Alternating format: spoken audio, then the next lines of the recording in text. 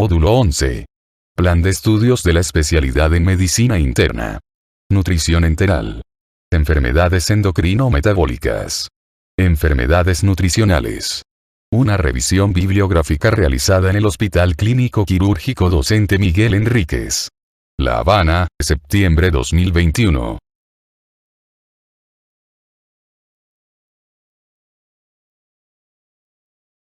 Contenido. Relación de la nutrición con la salud y la enfermedad. Valoración nutricional. Desnutrición de calorías y proteínas. Trastornos de la alimentación de origen conductual. Obesidad. Definiciones. Índice de medida. Clasificación. Etiología. Fisiopatología. Cuadro clínico. Su relación con el sistema endocrino. Tratamiento. Atención psicológica y prevención. Delgadez. Anorexia nerviosa. Etiología probable.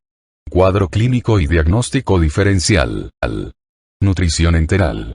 Concepto e indicaciones. Nutrición parenteral. Concepto e indicaciones. Nutrición enteral.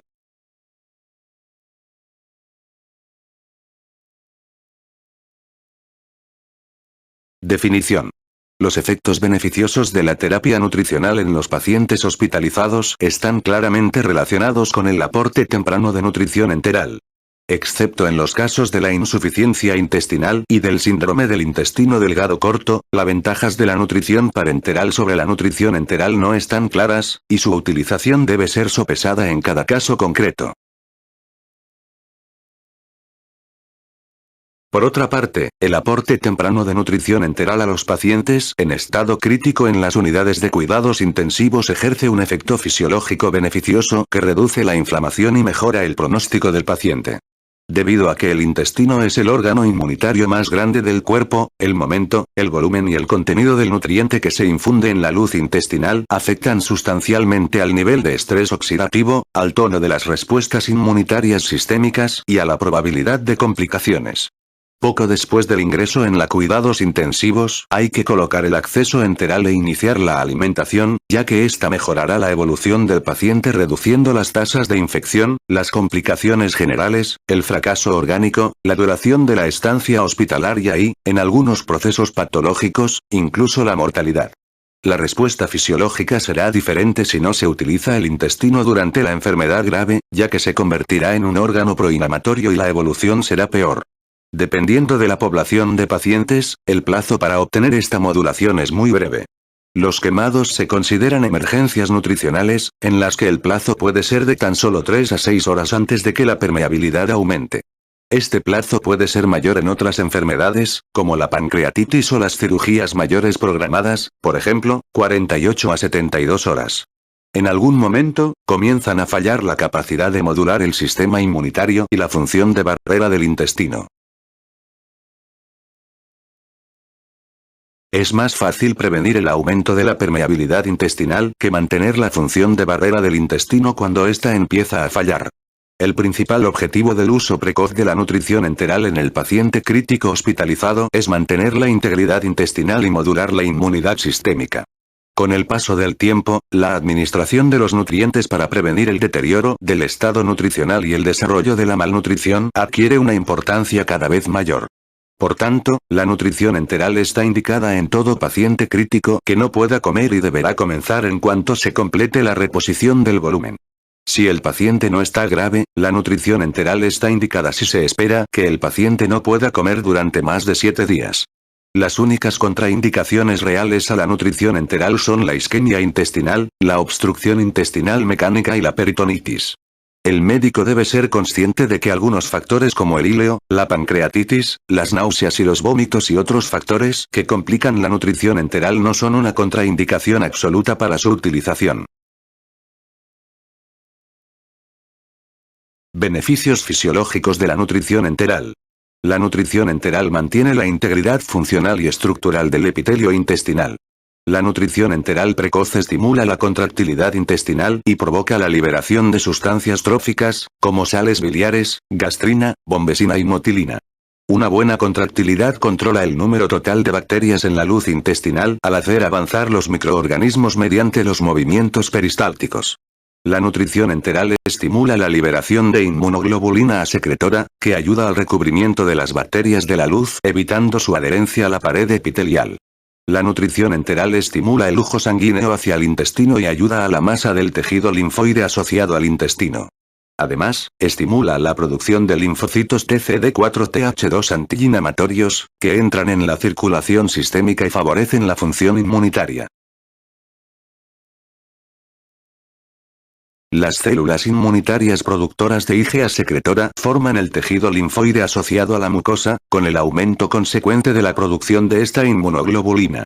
La nutrición enteral favorece la función de las bacterias comensales, que aportan una protección directa al degradar las toxinas bacterianas y una protección indirecta al impedir la colonización de los microorganismos patógenos, como Pseudomonas aeruginosa. Al fermentar la fibra prebiótica para formar ácidos grasos de cadena corta, las bacterias comensales estimulan los receptores butirato en el colon, con la inhibición consecuente de la inflamación. La nutrición enteral también estimula el proceso inmunitario de la tolerancia oral, favoreciendo a su vez las funciones antiinflamatorias de los linfocitos Th1 y Th3 y la producción del agente antiinflamatorio factor transformante del crecimiento beta. Las citocinas Th2 que se producen en este proceso suprimen la molécula de adhesión selectina, que atrapa a los neutrófilos dentro de los vasos. Las citocinas Th2 también estimulan la liberación de la molécula de adhesión celular adresina mucosa, que permite extraer las células tejido linfoide asociado al intestino de la circulación esplácnica y devolverlas a la lámina propia del intestino. En poblaciones de pacientes específicas, la adición de determinados agentes farmaconutrientes a una fórmula enteral tiene un efecto sinérgico sobre el beneficio que induce el empleo de la fórmula enteral estándar por sí misma. La adición de arginina tiene un efecto estimulante directo sobre la función inmunitaria y, por tanto, puede apoyar también la respuesta Th2, la proliferación de linfocitos y células inmunitarias productoras de IgA secretora creadas por la administración de la alimentación enteral. La adición de antioxidantes, en particular, de selenio, disminuye el estrés oxidativo. Cuando se administran los lípidos en forma de aceite de pescado, se reduce la estimulación del ligando inflamatorio receptor 4 de tipo TOL en los macrófagos, neutrófilos y adipocitos, reduciendo la producción y aparición de NF-κB y factor beta de necrosis tumoral. La administración de aceite de pescado da lugar a la producción de otras prostaglandinas, leucotrienos y tromboxano, que tienen un efecto negativo en los mediadores inflamatorios en comparación con productos similares producidos a partir de ácidos grasos omega 6, prostaglandinas 2, leucotrienos 4 y tromboxano 2. La glutamina que se añade a la fórmula enteral actúa como antioxidante y ayuda a mantener la integridad intestinal. El zinc tiene un efecto directo en la zona occludens, manteniendo las uniones estrechas entre las células epiteliales intestinales. Consecuencias de no administrar la nutrición enteral. Para el paciente crítico, no recibir la nutrición enteral supone la aparición de una respuesta fisiológica proinflamatoria que se asocia a una peor evolución. El aumento de la permeabilidad intestinal permite activar macrófagos y neutrófilos y estimular las respuestas inmunitarias innatas. La implicación de las bacterias en la luz, favoreciendo la adherencia al epitelio intestinal con la pérdida de la función de barrera afecta negativamente a la respuesta inmunitaria adquirida, estimulando la proliferación de los linfocitos Th1. La disminución de la contractilidad del intestino promueve el sobrecrecimiento bacteriano y las bacterias expresan genes virulentos que permiten su adherencia al epitelio. La activación de las células epiteliales dependientes del contacto provoca la liberación de citocinas en los canales linfáticos. Se activa el eje inflamatorio intestino-pulmón, en el que las citocinas recorren los canales linfáticos y el conducto torácico hacia la circulación sistémica y el sistema capilar de los pulmones, favoreciendo el síndrome de dificultad respiratoria aguda y la neumonía. La producción de citocinas Th1 estimula la molécula de adhesión selectina, con la extravasación consecuente de los neutrófilos activados desde el espacio vascular hacia los alvéolos pulmonares. Las mismas citocinas suprimen la liberación de molécula de adhesión celular adresina mucosa, con lo que las células tejido linfoide asociado al intestino quedan atrapadas definitivamente en el espacio vascular y se impide que vuelvan a la lámina propia intestinal.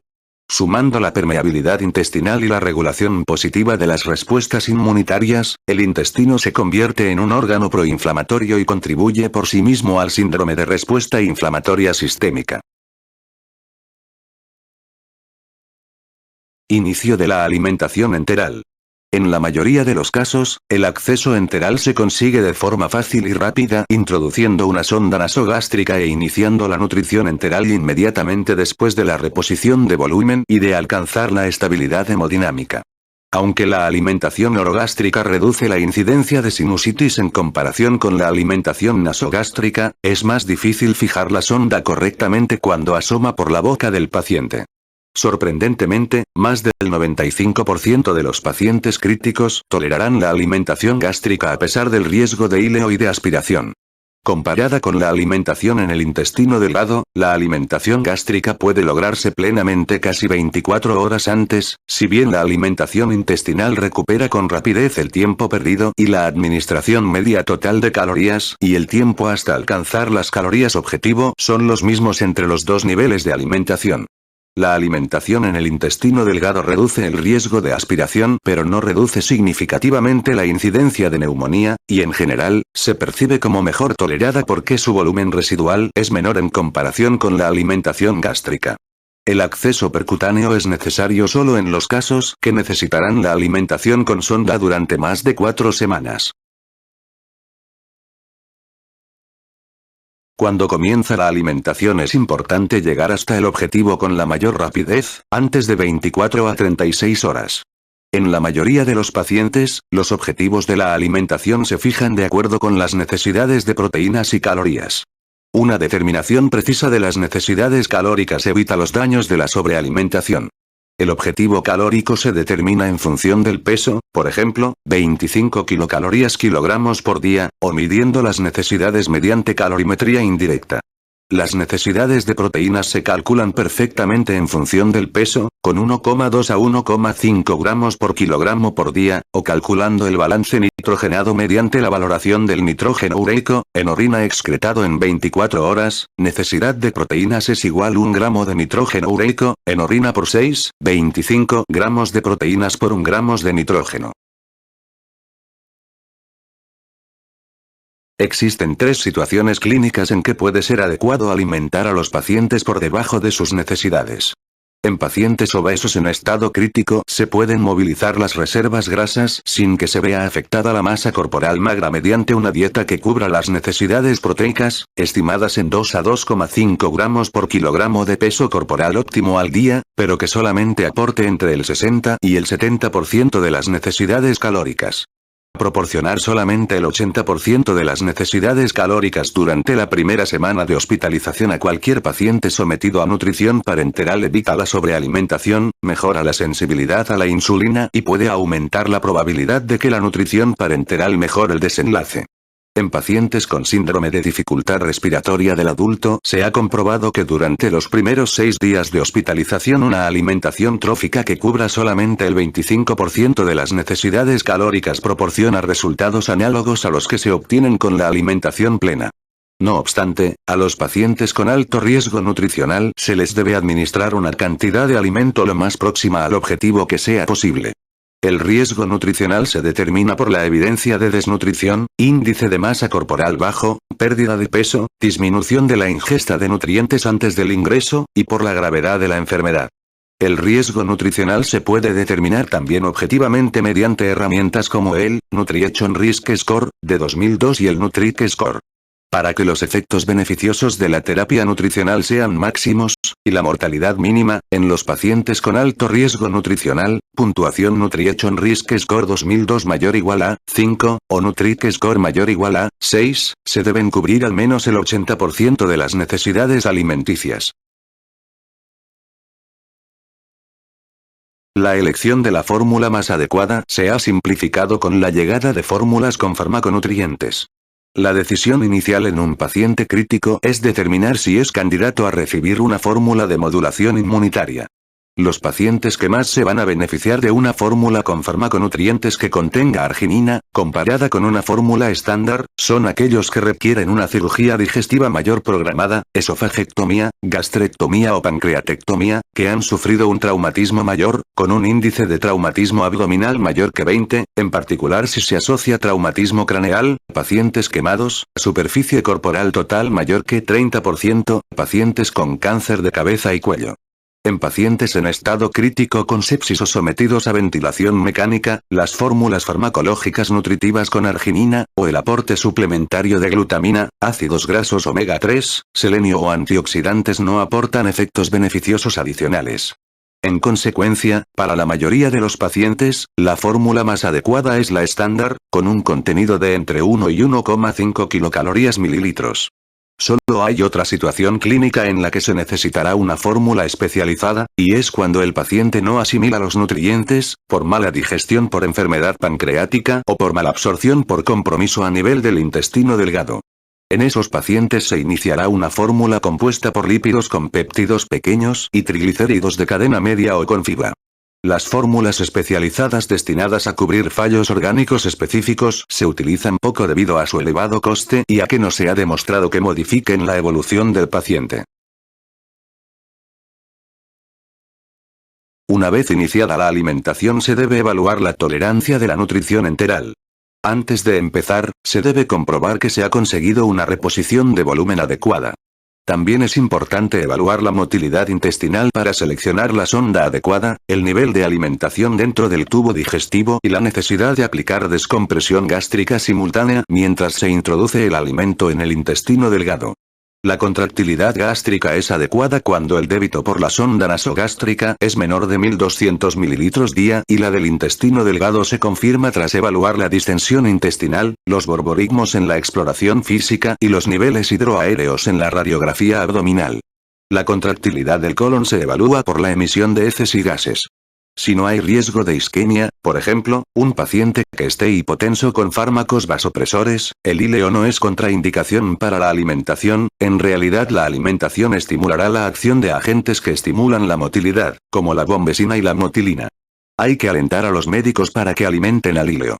El aumento rápido de la velocidad de alimentación se tolera mejor que el aumento lento, y se implantarán protocolos de alimentación enteral para prevenir una interrupción inadecuada de la alimentación. La cabecera de la cama debe elevarse 35 a 45 grados y se realizará la higiene bucal 2 veces al día con enjuagues de clorhexidina para disminuir el recuento bacteriano en las secreciones orofaríngeas. El umbral para iniciar la administración de fármacos procinéticos es bajo y se deberá vigilar la analítica para evitar el efecto negativo de las anomalías electrolíticas en la motilidad. Es posible que en el futuro se administren antagonistas de opioides, metilnaltrexona no absorbible o albimopan, un antagonista de los receptores mu administrado por vía intravenosa, a través del tubo entérico para contrarrestar los efectos de los opioides y promover la contractibilidad intestinal. Los fármacos promotores de la motilidad, como la metoclopramida o la eritromicina, deben ser utilizados con precaución, porque prolongan el intervalo QTI, en consecuencia, pueden desencadenar arritmias. El volumen gástrico residual es un mal marcador del vaciamiento gástrico y del riesgo de aspiración. Si se eleva el valor umbral del volumen gástrico residual, para interrumpir la alimentación no se aumentan los episodios de aspiración, y si se reduce no se protege al paciente frente a la aspiración o la neumonía. En los protocolos de alimentación enteral debe establecerse un valor umbral del volumen gástrico residual situado entre 400 y 500 mililitros, y la alimentación no debe interrumpirse en la primera ocasión en la que el volumen gástrico residual supere ese umbral. Se elevará la cabecera de la cama, se girará al paciente en decúbito lateral derecho, si es posible, para facilitar el vaciamiento gástrico, se valorará la administración de fármacos procinéticos y se continuará con la nutrición enteral. En ausencia de otros signos de intolerancia, la alimentación no debe interrumpirse por un solo valor del volumen gástrico residual por encima del valor umbral, sino cuando se mida un segundo valor por encima del umbral 4 horas después, momento en el que se evaluarán otros signos de intolerancia. Sorprendentemente, se ha observado que el abandono del volumen gástrico residual como parámetro para la monitorización permite aumentar el volumen de nutrición enteral sin que se incrementen al mismo tiempo los episodios de aspiración o de neumonía, ni ningún otro efecto adverso.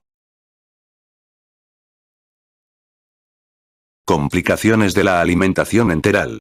La aspiración es la complicación más temida de la nutrición enteral, aunque el médico no tiene muchas opciones para vigilar su aparición. En estudios con un marcador de laboratorio muy sensible y específico de la aspiración, concentraciones de pepsina en la tráquea, se ha demostrado que la mayoría de los pacientes críticos, mayor que 75%, muestra signos de aspiración, con una frecuencia del 22 al 36% de las evaluaciones efectuadas a pie de cama cada 4 horas.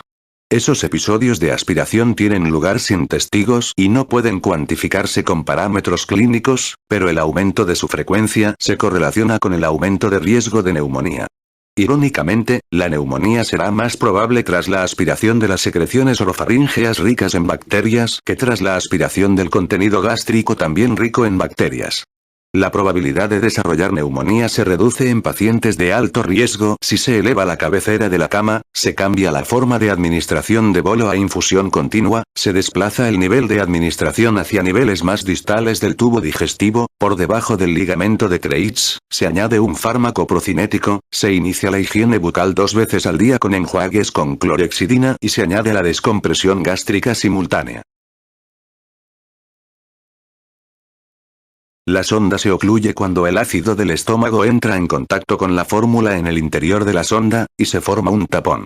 El mejor agente para romper ese tapón es un preparado con enzimas pancreáticas biocase combinadas con comprimidos de bicarbonato sódico y agua templada.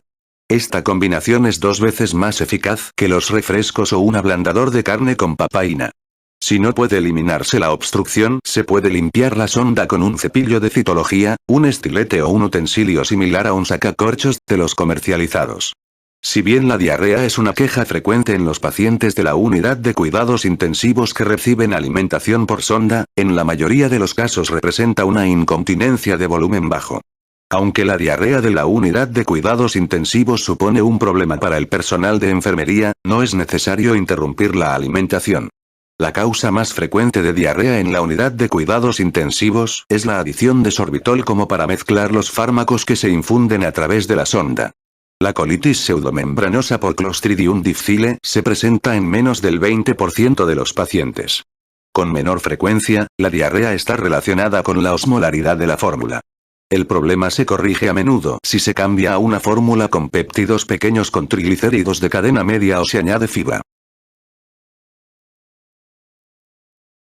La isquemia intestinal es una complicación poco frecuente e impredecible de la alimentación enteral. Esta complicación es más frecuente en pacientes que se someten a la colocación quirúrgica de una sonda de alimentación en el intestino delgado, si bien también se han descrito casos con sondas nasoentéricas. En el paciente con nutrición enteral que desarrolla hipotensión se debe posponer la alimentación mientras comienza el tratamiento vasopresor, se aumenta la dosis de fármacos vasopresores o se añade un segundo o tercer fármaco al primero. La alimentación puede reiniciarse en el paciente hipotenso que recibe fármacos vasopresores si se ha mantenido estable durante 24 o 36 horas, o cuando ya se han reducido las dosis. En estos casos es importante confirmar que la reposición de volumen es la adecuada, se debe evitar la fibra en la dieta y puede ser más seguro utilizar el estómago que el intestino delgado. La alimentación enteral del paciente que recibe fármacos vasopresores debe posponerse si se aprecian indicios de intolerancia, como aumento del débito por la sonda nasogástrica, distensión abdominal brusca, dolor abdominal de nueva aparición o cese de borborigmos y heces, ya que pueden ser la primera señal de una isquemia intestinal. Otra complicación que se sigue viendo en nuestros días en los modernos hospitales universitarios urbanos es el síndrome de realimentación, un síndrome de muerte súbita asociado al inicio brusco del tratamiento nutricional. Los posibles candidatos son los pacientes que no han ingerido alimentos durante más de 7 a 10 días, los que ya presentaban malnutrición grave previa, los que requieren respiración asistida o son propensos a hipercapnia, o los que tienen insuficiencia cardíaca congestiva. El mecanismo del síndrome de realimentación está relacionado con la miocardiopatía y la insuficiencia cardíaca congestiva subyacentes, los desplazamientos de electrolitos cuando el paciente entra en una fase anabolizante o la sobrecarga de volumen relacionada con la propia alimentación. El síndrome de realimentación puede prevenirse vigilando estrechamente el volumen de líquido, los electrolitos y las necesidades calóricas, comenzando con una velocidad de infusión baja con un sustrato energético mixto, y avanzando lentamente, en 3 a 4 días, hacia el objetivo calórico. Conclusión. Uno de los procedimientos terapéuticos proactivos que pueden alterar positivamente la evolución de los pacientes críticos hospitalizados es la administración precoz de la alimentación enteral. Existe un margen de tiempo bastante pequeño durante el cual se debe iniciar su uso para conseguir atenuar el estrés oxidativo y modular las respuestas inmunitarias sistémicas. Los beneficios que obtenga el paciente dependerán del momento, la cuantía y otros aspectos de la administración de la nutrición enteral. La respuesta fisiológica de la alimentación enteral no puede reproducirse con la nutrición parenteral o el ayuno. La implantación de los protocolos de infusión, la mejoría de la formación médica, respecto a problemas como el íleo, el volumen gástrico residual y la tolerancia, y la habilidad necesaria para introducir la sonda de alimentación hasta la zona yeyunal profunda son los factores que permiten administrar la nutrición enteral precozmente en el entorno de la unidad de cuidados intensivos.